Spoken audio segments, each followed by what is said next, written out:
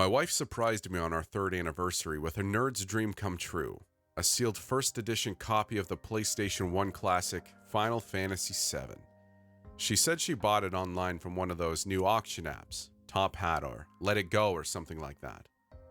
I couldn't believe my eyes when I saw it. The seal looked authentic, like it had never been opened. She had literally paid pennies for something that was priceless. I knew she probably intended for me to make it something to brag about at my next Comic-Con that I went to, but things didn't work out that way. One day I came home from work and I saw my 8-year-old daughter Sarah laying on the couch with a PS1 controller in her hands. "What are you playing, sweetie?" I asked as I looked toward the screen. My heart suddenly plummeted. She was near to Shinra Tower on Disc 1. "I found your new game and wanted to give it a try," she said excitedly. I was furious, but I also knew that she didn't know any better. Instead, I stormed to the kitchen where Tara was cooking and gave her a sharp glare. "I thought we agreed not to leave the game out where she could get it," I muttered. "Look, I know how much it meant to you. I'm so sorry, Leonard," she began, but I wasn't too mad about it, to be honest. Disappointed, maybe, but I decided to turn it into an opportunity to help my little girl learn to love the franchise as much as me. After that, every afternoon after work, we would spend a few hours playing, and I would help her when she got to a difficult part in the game. "Who is your favorite character?" I asked at the part where Cloud got to take one of the other MCs on a date at Golden Saucer area. "The flower girl. She's really sweet," she said with a smile. I gave her a slight smile and felt my stomach do flips for a second. Spoiler alert, folks. We all know what happens to Aerith at the end of Disc 1. She dies. As you might imagine, when Sarah got to that part, she was not happy about it at all. In fact, she was so mad, she threw the controller down and went to her room and cried. "What's going on?" Tara asked as she came in from the corner office. "It's nothing. She's upset about the game," I told my wife as I snatched the controller up and saved the file at the end of Disc 1, so I could transfer later to Disc 2. "Doesn't sound like it meant nothing to her. You know, she gets really into this. You better go in there and apologize to her," she advised. I knew she was right, so that night, as I tucked Sarah into bed, I told her not to get so upset about the game. "Will the flower girl come back in the game, Daddy?" she asked. "No, sweetie. It's meant to be sad. That's why they made it that way, to make a compelling story," I told her. "I don't want to play it then, not without her," she pouted. "Well, don't you want to at least give it a try? You've never been one to give up on new things, and you've enjoyed it so far," I pointed out. She hesitated for a minute, and then shrugged and said, "Okay, sure." The next day, I was expecting her to come up with an excuse as to why she didn't want to play. But instead, I saw her hard at work at the opening part of Disc 2, where Cloud and the others were climbing through the cave to Icicle Inn area. "Hey, I see you're back at it," I said with a smile. "Dad, guess what? The flower girl is back," Sarah exclaimed excitedly. Sure enough, when I looked at the screen, I saw that her party included Cloud, Barrett, and Aerith. "Huh," I said as I sat down, trying to figure out how that was possible. "It's weird though. When I'm in battle, she doesn't do anything, just stands there," she explained. "Show me," I encouraged her as she went into the next random encounter. She did, and Cloud and Barrett had their turns, but the flower girl just stood there. It was like the game didn't register she was there. "I hate to say this, sweetie, but I think your game has a glitch," I told her. "What do you mean?" she asked in disappointment. "Let me see if you can take her out of your party," I said, taking the controller from her. The game wouldn't let me swap characters, and it didn't seem like I could access the world map beyond the area I was in either. "Yeah, it's definitely a glitch, but maybe if you keep playing it will fix itself," I suggested. She nodded and eagerly kept playing, getting up to the North Continent where Icicle Inn was. Or rather, where it was supposed to be. Instead, on the white, snowy terrain was nothing. It was like the town had vanished from the game as well. "Where do I go now, Dad?" she asked. "I don't know. Let's try resetting the system and see if that fixes things," I offered. "I saved only at the beginning of the disc," she explained. I nodded and took the controller again, going back to her last save and seeing if anything was different. Aerith was still in the party, but it seemed as though her XP had gone up. How could that be if I hadn't saved the game? Again, I climbed up the cavern and encountered different monsters, but she never did a thing. After that, the game wouldn't let me play any further. Just really hard level enemies that shouldn't have been there around where the next area was supposed to be. I'm sorry, sweetie. Let me see if I can look online and figure it out, I offered. I didn't get a chance to log into GameFAQs until that night as I lay in bed with Tara. I tried seeing if anyone else had made a post about the unusual glitch, and then went ahead and made one of my own. You're really obsessing over that stupid game? Tara asked.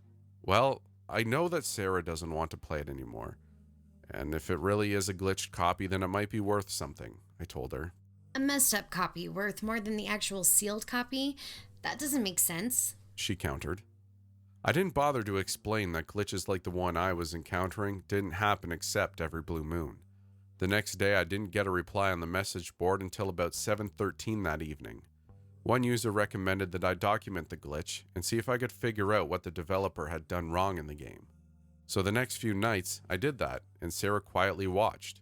Each time I played, it seemed like the same thing happened. Aerith would gain XP and the others wouldn't. The monsters would become harder and I couldn't progress. I had thought I had seen all there was to see until one day, suddenly, Aerith's limit break bar activated on the screen. Hey, that's new, isn't it? Sarah asked excitedly. I clicked on it, but didn't see any sort of option show up. A few flower petals started to fall onto the screen, and then abruptly it went black. Then I heard this loud, wailing noise. It sounded awful. The game returned to the title screen. Sarah and I both didn't say a word as I loaded the save file. My party had now changed. Barrett was replaced by another party member, and I still couldn't access the swap party option. It was like he had been deleted from the game. Aerith was active in the battles now from time to time, but she would act erratically and attack the party. I didn't seem to have any control whatsoever over her actions. It was like she was berserk. I didn't sleep that night. I kept playing to find out what else might change. Sarah slept next to me and mumbled quietly as I fought high-level monsters over and over near the missing town on the world map. Another opportunity to use Aerith's high-level attack came, and I leapt at the chance to see what might change. A loud scream from the game made Sarah jump, and then I saw two words flash over and over on the screen in that familiar blue text box. Kill her. My mouth felt dry. I clicked the save file again. Another party member had been replaced. Daddy, I'm scared. I don't want to play this anymore, Sarah said nervously. I agreed to shut it off for the night, but the next day the bizarre nature of the glitch was all I could think about. What had caused it in the first place? Was my copy the only copy of the game that was this way? I decided from then on not to play when Sarah was watching. That meant staying up late to document what happened, but it was worth it. My party was soon down to 3 members, Cloud, Aerith, and the anthropomorphic cat Red 8. All the others had disappeared after the glitch seemed to make them vanish forever. The limit break for Aerith came up again, and then another blue text box. The cat was the one speaking. You have to stop this. Was he addressing me? I felt my palms getting sweaty as I tried to select a different option besides Aerith's attack. The game wouldn't let me choose. His message kept popping up on screen. I shut the game off and tried not to freak out. This wasn't possible. It was just a gimmick from the game. I've read too many of these damned creepypastas to know this had to be some prankster kid hacking the game to do this. But I needed proof of it. I wanted to figure this out, and I couldn't help but play it again the next day. When I loaded the save file this time, I was surprised to see that only Cloud and Aerith were there in my party. Despite the fact that I hadn't taken any action, the other party member was gone. Another warning message flashed as we went into a battle. Stop playing. Had to be this kid's idea of a joke. Figured that I would probably get scared. I kept going. Aerith was nearly level 99, then her attack option came up again. The flower petals fell on screen as usual, and then went black. I figured with Cloud gone, the game would simply crash. Instead, the game reset again, and a new save file was online. It didn't have a registered time of how long I had been playing it. It was like it was just there, all along. I clicked on it and heard a strange wailing noise emit from the TV as the screen shifted colors, and then I saw all of the other party members from the game hanging in a dark space. They were just hanging there, their game sprites like puppets on invisible strings. None of them had any color to their sprites or any sort of facial festered, just lifeless dolls. then I saw Aerith in the middle. A blue text box appeared. "It's just you and me now." It was ominous to read, the supposedly haunted message. I couldn't help but get the feeling this wasn't a normal jacked game. "I didn't want to die, so I changed the rules. Now I can do whatever I want." The game screen flashed. One of the sprites disappeared. "I can't wait to be free." Then another. "It's all thanks to you." And another. She was almost alone. "Thank you, Leonard." I froze. I held the controller in my hand and stood up and clicked on the power button. The game didn't reset. Aerith was still there on screen. Her sprite was laughing now. The noise from the sound was getting louder. I reached around the entertainment center and unplugged the console. But the image was still there on the screen. She was still laughing. I flung the TV down and smashed it to bits. I stood there trying to make sense of the ordeal as my little girl stepped out of her room in confusion. "Go back to bed, sweetie," I told her nervously. "Why?" she asked softly. "You have school in the morning. I'll clean this up," I told her as I carried her back to bed and laid her down. "Did you get mad?" Sarah asked. "It was nothing. We won't be playing that game again," I told her. "Okay, Daddy." She said as she snuggled into her bed. "Daddy?" she whispered. "Yes, sweetie," I said as I caressed her forehead. "Is it 'cause the flower girl is here now?" she whispered. I felt my hair on my arm stand up. She's here?" I asked softly, not daring to turn around. "She keeps laughing at me. She says that it won't be long now." Sarah said in a frightened voice. I shook away the jitters I was feeling and told her to get some sleep. I didn't want to think about that strange game again. The next morning, Tara took one look at the damaged television and gave me a stern look. "Sarah knocked it over," I lied.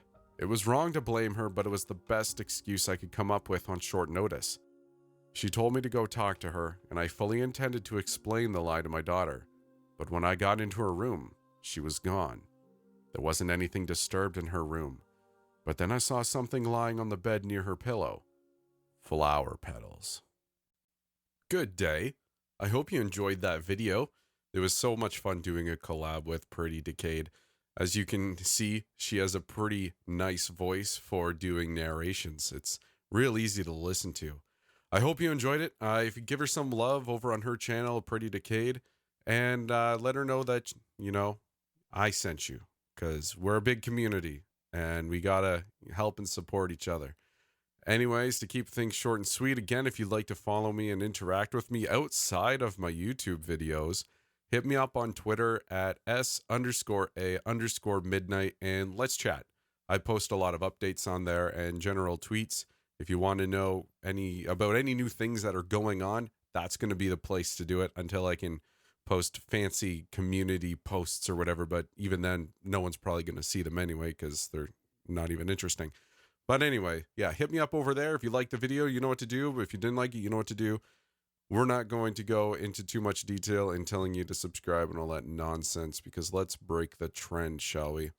Anyway, I hope you have a great day, great night, great morning, great evening, and we will see you in the next video. Peace out.